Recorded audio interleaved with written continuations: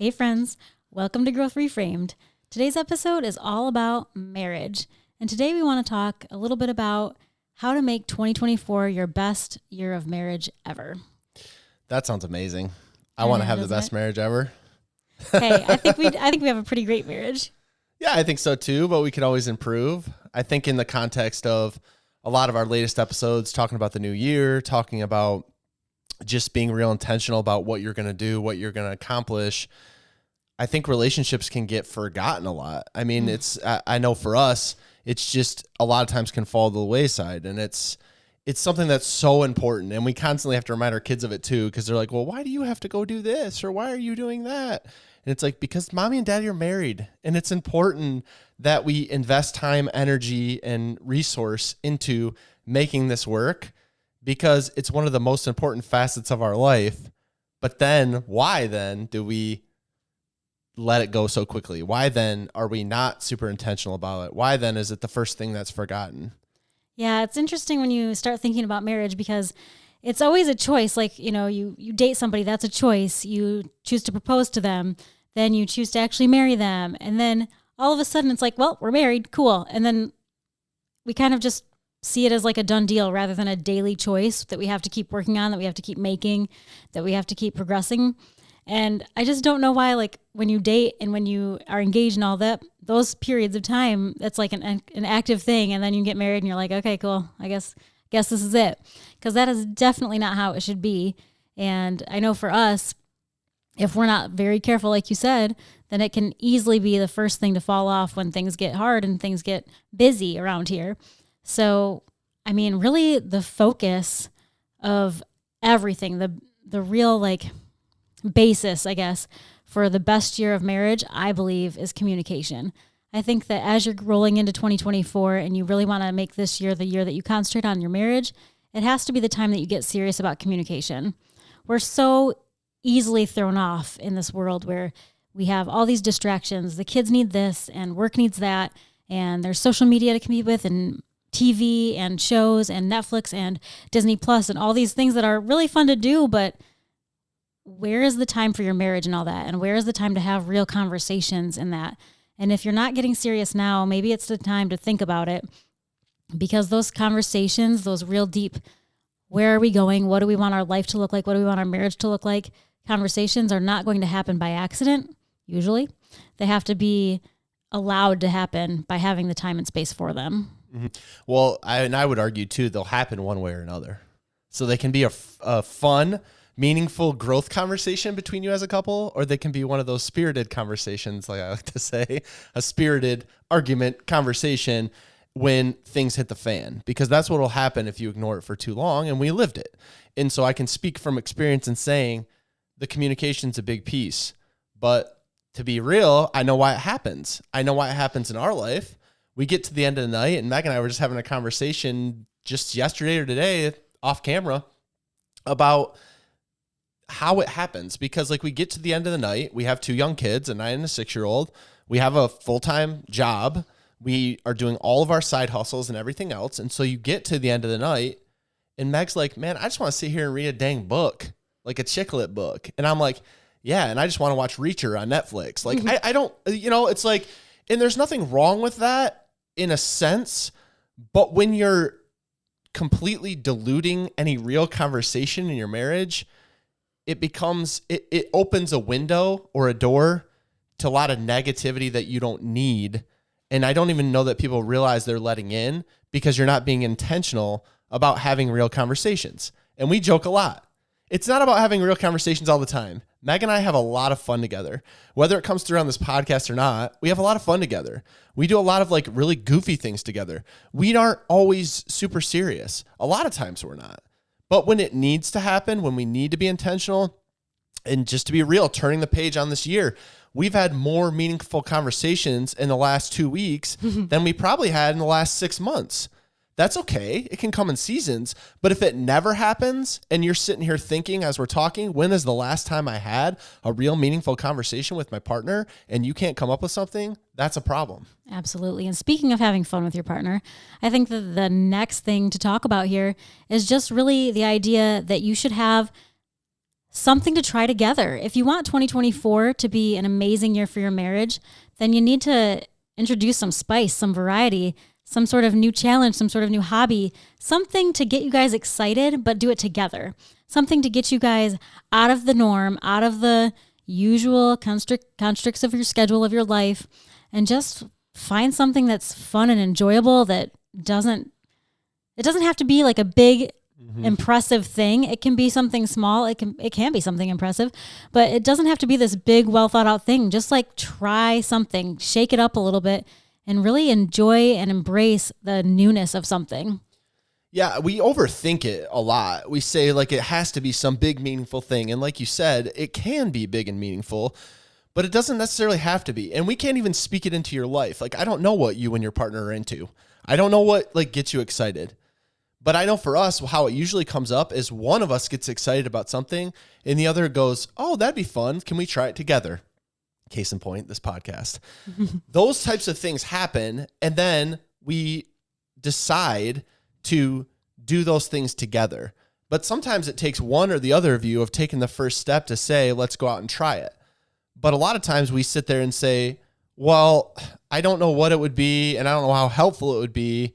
And is that really going to make an impact? And if we go get coffee together or whatever, is that going to make a difference? Or if we read this book together, is that really going to matter? Whatever it is. But I actually heard on another podcast recently, they were talking about a marriage counselor and how marriages work when you go into marriage counseling and you're having a lot of trouble. And in this case, this couple was about to get a divorce. The marriage counselor didn't say, okay, let's get this divorce on, let's get it over with. Let's move this along. No, they were in counseling for a reason. And what they did is they invited them to say, when was the happiest time in your marriage? What did it look like? What did it feel like? What was the favorite trip that you guys took together? Tell me about that. And digging deeper and deeper and deeper to the foundations of why you're together in the first place. And look, y'all, I get it. Meg and I have been together for 20 years. Sometimes it just seems like it was yesterday. I mean, it's cliche to say, but it does. But in those 20 years, you can get complacent. And with complacency can breed division, or if you're woken up enough to it, you can see that there are a lot of opportunities to grow no matter how long you've been together. And it can be little things that invite that into your life. Absolutely. I also think that empathy is going to be a big thing for us this year. And I think that so often we want to pursue our own agendas, pursue our own perspectives, think only about how things affect me and not really understand it from our partner's perspective. And so one thing that I hope will be big for us this year is just practicing more empathy, understanding how you feel and you understanding how I feel about all the big decisions and really working through those together instead of just always focusing on, how this will affect me and how this is going to feel for me. And when you open yourself up to really putting yourself in the other person's shoes, I think you're going to find that there's just a lot of opportunity for conversation, for growth, for just really growing that relationship even deeper because you're finally starting to unlock this whole other side that you don't usually think about because you're usually just focused. I mean, it's just our nature, right? We're just focused on us and how this is going to work for me, not necessarily, well, if this happens, then this is how my partner might feel. Or we can just assume it sometimes too, which is another problem. And instead of actually putting ourselves in their shoes for real, we make up a whole other perspective that's not even true. And so I hope for us this year, we concentrate on putting each other first sometimes and understanding where the other is coming from before we just make snap judgments. Yeah, I love that you said that. It's funny because you said it's just in our nature. And that's exactly what I was thinking as you were speaking. I'm like, a lot of us are really selfish. We just have a selfish nature.